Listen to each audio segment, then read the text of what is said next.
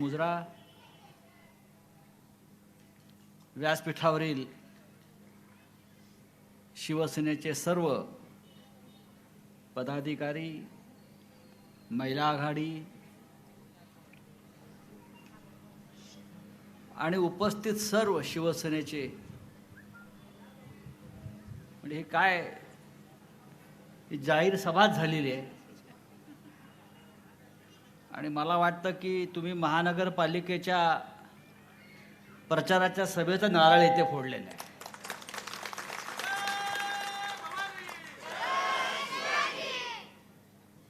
याला काय म्हणणार? हा शिवसेनेचा जनता दरबार आहे. म्हणजे महानगरपालिकेतल्या कामाच्या उद्घाटनासंदर्भात आपण इथे जमलेलो आहोत आणि हा रस्ता दिसत नाही इथपर्यंत लोकांनी गर्दी केली आहे. मगाशी पाहत होतो इथे आपले सुधाकर भाऊ बडगुजर भाषण करत होते, इकडल्या कामाची माहिती देत होते आणि या लहान मुली सुद्धा टाळ्या वाजवत होत्या. इकडल्या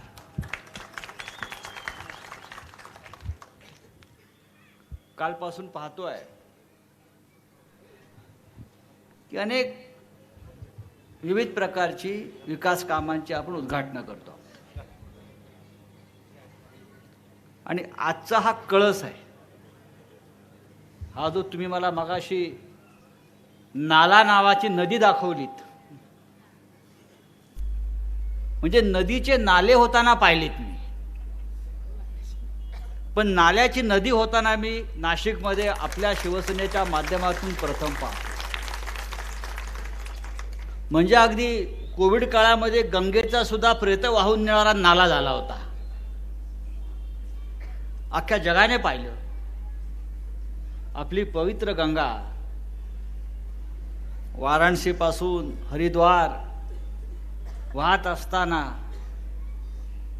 त्या काळामध्ये हजारो कोविडग्रस्तांची प्रेत त्यात सोडली गेली आणि त्या गंगेने सुद्धा आक्रोश केला असेल. पण आज मी आपल्या नाशिकमध्ये पाहिलं, इथं सुद्धा गोदावरी जाते, इथेही गंगा आहे. पण या नाल्यातून स्वर्ग कसा निर्माण करायचा हे शिवसेनेने इकडे दाखवून दिलेलं आहे. शिवसेना का हे जर कोणी विचारलं आपल्या शिवसैनिकांना, तर त्याचा हात पकडा आणि या कालच्या नाल्यावरती आणि आजच्या नदीवर नेऊन त्याला उभं करा की यासाठी शिवसेना.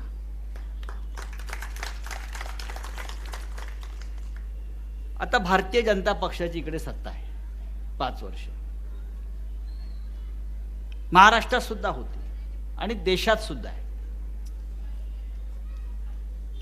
महागाई किती आहे आपण पाहताय, महिला वर्ग बसलाय. पेट्रोल डिझेलचे भाव किती आहेत,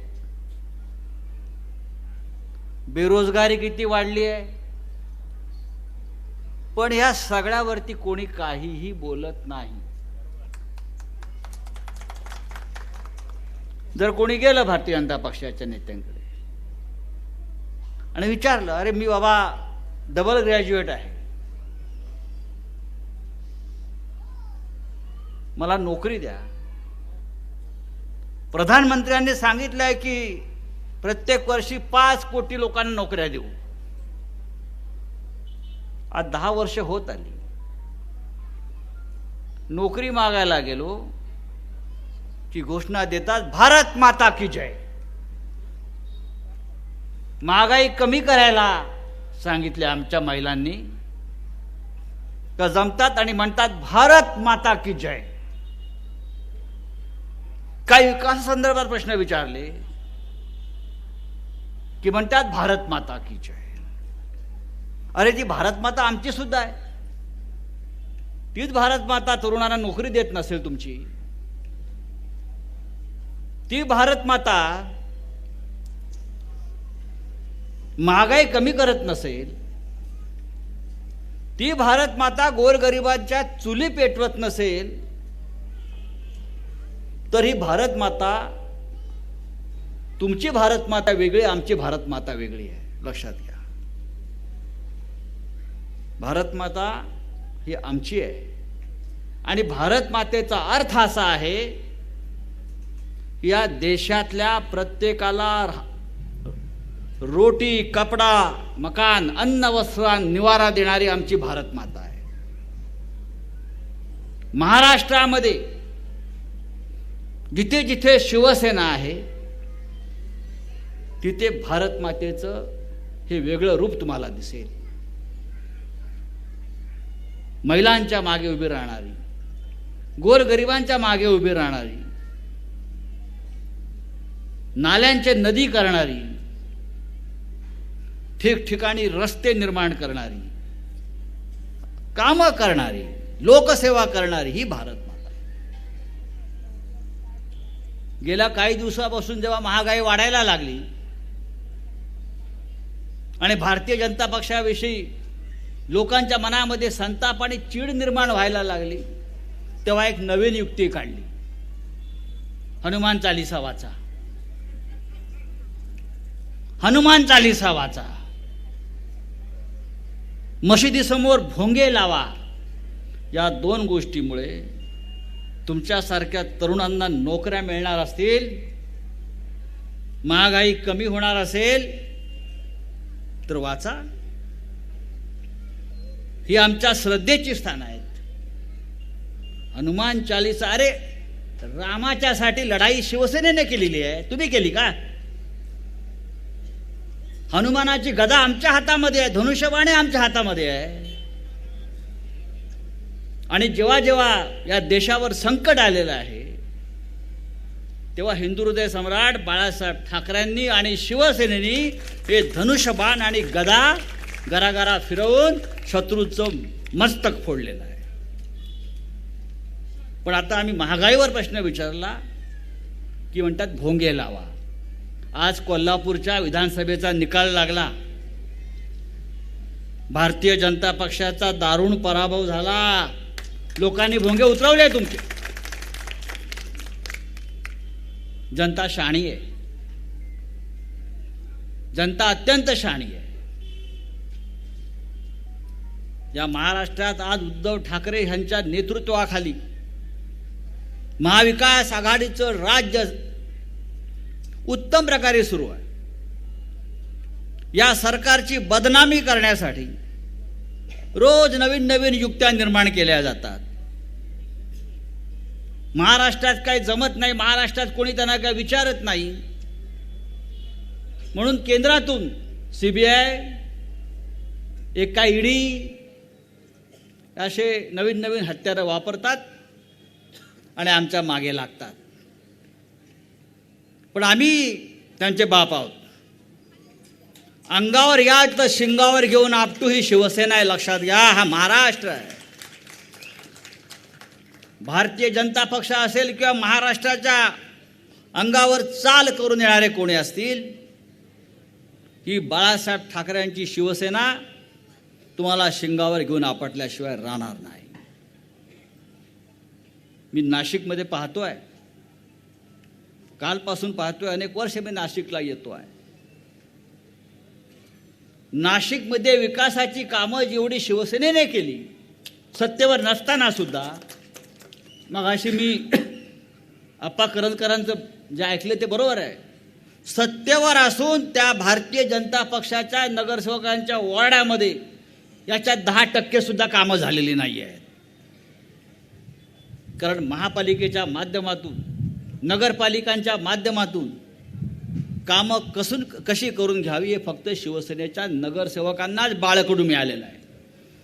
हे आमचे नगरसेवक आहेत आणि तुमचे नगरशेठ आहेत, सगळे नगरपिते आहेत. पहा त्यांच्या वॉर्डातली परिस्थिती काय ती जाऊन. आजच्या सभेला महिला मोठ्या प्रमाणात आहेत, तरुण मोठ्या प्रमाणात आहेत, ज्येष्ठ नागरिक मोठ्या प्रमाणात आहेत. समाजातला प्रत्येक घटक आज या सभेला उपस्थित आहे. एका भावनेनं, एका जाणीवेनं शिवसेनेच्या भगव्या झेंड्याखाली संपूर्णपणे जनता आज एकवटलेली आहे. महाराष्ट्राला या एकजुटीची गरज आहे. नाशिक ही क्रांतिकारकांची भूमी आहे. नाशिक प्रभू श्रीरामाची भूमी आहे. नाशिक ही साधू संतांची भूमी आहे. नाशिककरांनी एखादा निश्चय केला की त्याचा वणवा महाराष्ट्रात पसरतो आणि महाराष्ट्रामध्ये क्रांती होते. ही नाशिकची ख्याती आहे. वीर सावरकरांचं स्थान आहे. त्यांच्याकडनं आम्ही आजही प्रेरणा घेतो. भारतीय जनता पक्षानं सावरकरांना भारतरत्न देण्याची फक्त त्यांच्या जाहीरनाम्यामध्ये काय केलंय, फक्त आश्वासन दिलं. अरे हिंदुत्वाचा विचार मांडता ना तुम्ही शिवसेनेच्या हिंदुत्वावरती प्रश्न निर्माण करता का? आम्ही तुमची साथ सोडली म्हणून? आम्ही तुमची साथ सोडली. उद्धवजी म्हणतात तुमची साथ सोडली, हिंदुत्व सोडलेलं नाही. भाजपा म्हणजे हिंदुत्व नाही. भाजपा म्हणजे हिंदुत्व नाही, तर भाजपा म्हणजे हिंदुत्वाचं सगळ्यात मोठं ढोंग आहे. उत्तर प्रदेशमध्ये काय केलं माहिती आहे? तो जो MIM वाला आहे ना, ओवेसी, त्याच्याबरोबर छुपी युती केली या लोकांनी निवडणुका जिंकण्यासाठी. आता महाराष्ट्रामध्ये MIM नाही आहे, मग दुसरं MIM आहे. अचानक हिंदुत्ववादी झालेले, ते सुद्धा एम, हे सुद्धा एम, मग आता त्यांच्या मदतीनं शिवसेनेला आव्हान देण्याची भाषा सुरू झालेली आहे. गेल्या 60 वर्षामध्ये शिवसेनेनं अशी अनेक आव्हानं पचवली, पण शिवसेनेचा कोणी बालेबाका करू शकला नाही आणि शक्य नाही. तर वीर सावरकरांचा विषय मग मी सांगत होतो. ज्या वीर सावरकरांनी 14 वर्षाचा अंदमानमध्ये काळं पाणी भोगलं, ज्या वीर सावरकरांनी अखंड हिंदुस्थानचं स्वप्न पाहिलं, ज्या वीर सावरकरांनी पाकिस्तानचे तुकडे तुकडे करण्याचा विचार मांडला, त्या सावरकरांना अद्याप तुमच्या राजवटीमध्ये भारत रत्न हा किताब मिळू नये. अरे किरकोळ लोकांना तुम्ही खिरापत वाटली भारत रत्नाची, पण आमचे वीर सावरकर, या नाशिकचे सुपुत्र, देशाचा खरा सुपुत्र, त्याला अद्याप भारतरत्न देण्याची दानत ज्या भारतीय जनता पक्षामध्ये नाही, त्यांना हिंदुत्वाचा नाव घेण्याचा अधिकार कदापि नाही. मी तुम्हाला इथं सांगू इच्छितो. शिवसेना सातत्यानं प्रयत्न करते. आमच्यावरती आरोप करतायत रोज उठून, महाविकास आघाडी, भ्रष्टाचार. अरे कुठला भ्रष्टाचार? कोणाला वेळ आहे भ्रष्टाचार करायला? इतकी कामं पडलीत आमच्या मागे. आम्ही तुम्हाला प्रश्न विचारतो, त्याची उत्तरं तुम्ही देत नाही. तुम्हाला ते INS विक्रांतची गोष्ट माहिती आहे ना? हा, मीच काढलाय तो विषय. भारताची युद्ध नौका INS विक्रांत, ज्या INS विक्रांतमुळे 1971चं युद्ध आपण जिंकलो, ज्या INS विक्रांतवरून पाकिस्तानवर आपण हल्ले केले, ज्या INS विक्रांतवरून सुटलेल्या तोफगोळ्यामुळे कराची आणि चितगाव ही पाकिस्तानची दोन्ही नौदलाची केंद्र आपण उद्ध्वस्त केली, ही युद्ध नौका 2013 साली जेव्हा निवृत्त व्हायची वेळ आली, तेव्हा आम्ही सगळ्यांनी ठरवलं की ही युद्ध नौका देशाचा स्वाभिमान आहे. या युद्ध नौकेमुळे पाकिस्तानचे तुकडे झाले आणि बांगलादेश निर्माण झाला. ही आपण भंगारात जाऊ द्यायची नाही. आम्ही खूप प्रयत्न केले की सरकारनं ही युद्ध नौका वाचवावी, केंद्र सरकारनं मदत करावी, महाराष्ट्र सरकारनं मदत करावी, पण दुर्दैवाने झालं नाही. मग एक भारतीय जनता पक्षातून एक महाशय उपटले, त्याचं नाव किरीट सोमय्या.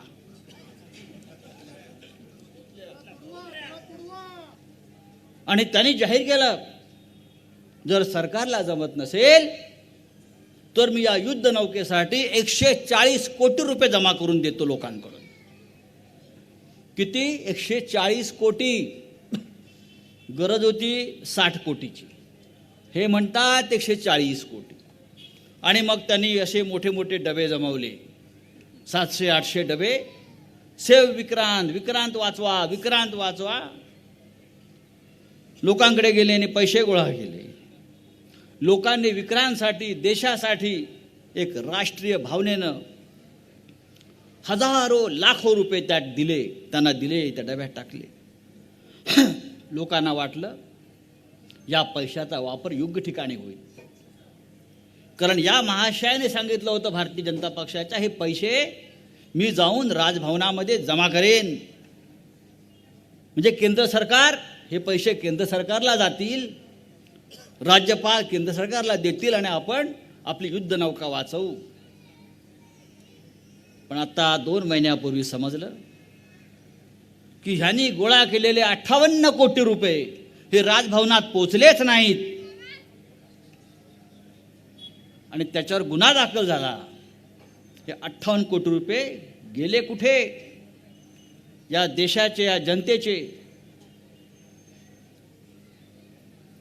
पोलिसांनी प्रश्न विचारले, आम्ही प्रश्न विचारले, तेव्हा हे महाशय लोकांना तुरुंगात टाकीन, तुरुंगात टाकीन.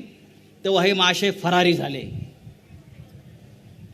आणि हे भारतीय जनता पक्षाच्याच घरात लपले होते, नागपूरला जाऊन कुठेतरी, असं नंतर आता आम्हाला माहिती मिळते आहे. हे फरारी झाले. अटकपूर्व जामीन घेतला, तोही फेटाळला. मग हायकोर्टला गेले आणि आता ते जामिनावर सुटलेले आहे. हे पैसे त्यांनी कुठे जमा केले म्हणून सांगतात, तर भारतीय जनता पक्षाच्या मी तिजोरीत जमा केले. पैसे विक्रांतचे, पैसे जनतेचे, पैसे देशाच्या संरक्षणाचे तुम्ही गोळा केले. अरे, इतका घाणेरडा भ्रष्टाचार या देशाच्या इतिहासात कधी झाला नाही आणि तुम्ही आमच्यावर शिंतोडे उडवता. देशाच्या संरक्षण व्यवस्थेची घोटाळा करणाऱ्या अशा चोर आणि लफंग्यांना जनतेने तुडवलं पाहिजे. खरं म्हणजे तर कोर्ट न्याय देत नसेल, कोर्ट सुद्धा या भ्रष्टाचारांना दिलासा देत असेल, तर जनतेच्या संतापाचा एक दिवस उद्रेक झाल्याशिवाय राहणार नाही. आणि या भ्रष्टाचारांना रस्त्यावर पकडून जा विचारल्याशिवाय राहणार नाही. अशा प्रकारचं वातावरण या महाराष्ट्रात निर्माण झालेलं आहे.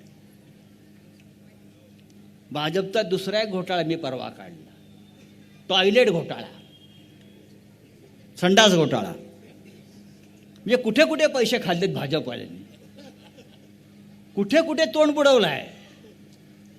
पहा, त्यांना दुर्गंधी कशी येत नाहीत की अंतर्बाह्य दुर्गंधी झाली यांच्या जीवनामध्ये. त्यावर सुद्धा आता गुन्हा दाखल होतो आहे. आम्ही ठरवलेलं आहे की यांचा रोज एक घोटाळा, यांनी महाराष्ट्र कसा लुटला, देश कसा लुटला. आणि लुटत लुटत सुधाकर भाऊ, अजय बोरोस्ते, विलास शिंदे, नाशिकमध्ये पण प्रचंड घोटाळे महानगरपालिकेत झालेले आहेत. तुम्ही का गप्प बसलाय? स्मार्ट सिटीचा घोटाळा झालाय का नाही? शेकडो कोटी नाशिक महानगरपालिकेतला. महाआयटीचा घोटाळा नाशिक महानगरपालिका. तुम्ही आम्हाला सांगताय तुमचे घोटाळे लपवण्यासाठी तुम्ही माननीय उद्धव ठाकरे यांच्यावरती आरोप करता, आमच्यावरती आरोप करता. पण आम्ही आता पेटारा उघडलेला आहे आणि या पेटाऱ्यातून काय काय बाहेर पडताय हे तुम्हाला दिसेल. तुम्ही किती भोंगे लावा, तुम्ही कितीही यात्रा काढा, जनता तुमची वरात काढल्याशिवाय राहणार नाही. आता या आरपारची लढाई आहे. आता या आरपारच्या लढाईला तोंड फुटलेलं आहे. आम्ही शांत बसलो 2 वर्ष, आम्ही संयम राखला 2 वर्ष, कारण महाराष्ट्रातलं वातावरण आम्हाला खराब करायचं नव्हतं. पण तुम्ही जर केंद्रीय तपास यंत्रणांचे दंडुके आम्हाला दाखवत असेल तर हे दंडुके कशात आणि कुठे घालायचे आम्हाला माहिती आहेत आणि घातल्याशिवाय राहणार नाही. महाराष्ट्रामध्ये उद्धव ठाकरे यांचं नेतृत्वाखालचं सरकार तुमच्या बापाला घालवता येणार नाही. आज आहे, परत निवडून येईल, किमान 25 वर्ष राहील, हा विश्वास जनतेनं दिलेला आहे. हे भोंगे बिंगे लावून जर निवडणुका जिंकू हे तुमच्या जर मनात आलं असेल तर आज कोल्हापूरच्या जनतेनं निकाल दिलेला आहे, लक्षात घ्या. मी इतकं सांगतो नाशिककरांना, नाशिकच्या महानगरपालिकेवर भगवा फडकवण्याचा निश्चय आपण सगळ्यांनी केला पाहिजे. हे बाळासाहेब ठाकरेंचं स्वप्न होतं, हे आपल्या सगळ्यांचं स्वप्न आहे आणि पूर्ण बहुमताचं, एक इकडे तिकडे नाही. जसं आज विधानसभेत 170 मोजून घेतले आपण, त्या काळात मला विचारायचे तुमच्याकडे किती आमदार आहेत, बोले 170 आणि 170च मोजले. इथे सुद्धा किती पाहिजेत, त्याच्यावर 25 पकडू आपण. कारण नाशिककरांनी ठरवलं आहे, मी जिथे जिथे जातोय तिथे पाहतोय. आज आपण सकाळी काळाराम मंदिरात गेलो, लोकांनी काय आपल्याला आशीर्वाद दिला. त्या मंदिरामध्ये प्रचंड गर्दी झाली, शिवसेनेचे लोक येतात म्हटल्यावर. प्रभू रामाचे आशीर्वाद या देशात कोणाला असतील तर ते फक्त शिवसेनेलाच आहेत, लक्षात घ्या. कारण आज जे अयोध्येमध्ये राम मंदिर होत आहे भव्य, विटा कोणी रचू द्यात, विटा कोणी रचू द्यात, भूमिपूजन कोणी करू द्या, पण जमीन मोकळी कोणी केली, जमीन मोकळी कोणी केली, हातोडे कोणी मारले, गोळ्या कोणी झेलल्या, शहीद कोण झालं, शिवसैनिक. आणि त्यानंतर सुद्धा रखडलेलं काम, मंदिराची वीट रचली जात नाही, तेव्हा उद्धव ठाकरे यांच्या नेतृत्वाखाली 2 वेळा जाऊन तिथे माहोल कोणी निर्माण केला, तुम्ही करत नसाल तर आम्ही करतो. त्यानंतर निकाल आले आणि मंदिराचं काम सुरू झालं. त्याच्यामुळे कमी तिथे आम्ही, ही शिवसेना आहे. आता परत आपण चाललो अयोध्येला नाशिककरांच्या नेतृत्वाखाली. नाशिकचं महत्त्व रामाची भूमी आहे, हेच पुढे जाणार. तर मित्रांनो, ज्या संख्येनं आपण इथे जमलेला आहात, मी मानतो हे शिवसेनेला मिळालेले आशीर्वाद आहेत. आणि आपण सगळे ठरवून आलेला आहात की नाशिकची महानगरपालिका ही शिवसेनेच्या ताब्यात देण्याचा निश्चय आपण केला आहे. या विश्वासानं आपण इथे आलेला आहे. मी आपला आभारी आहे. आणि या नाशिकमधल्या प्रत्येक नाल्याच्या अशा प्रकारे नद्या करायच्या असतील तर आपण सुद्धा आजपासून प्रचाराला लागा. आणि संपूर्ण नाशिक शहर हे गंगेसारखं पवित्र आणि निर्मळ करायचं असेल तर शिवसेनेचा भगवा झेंडा इथे डौलानं फडकत राहूया. जय हिंद, जय महाराष्ट्र. एबीपी माझा, उघडा डोळे बघा नीट.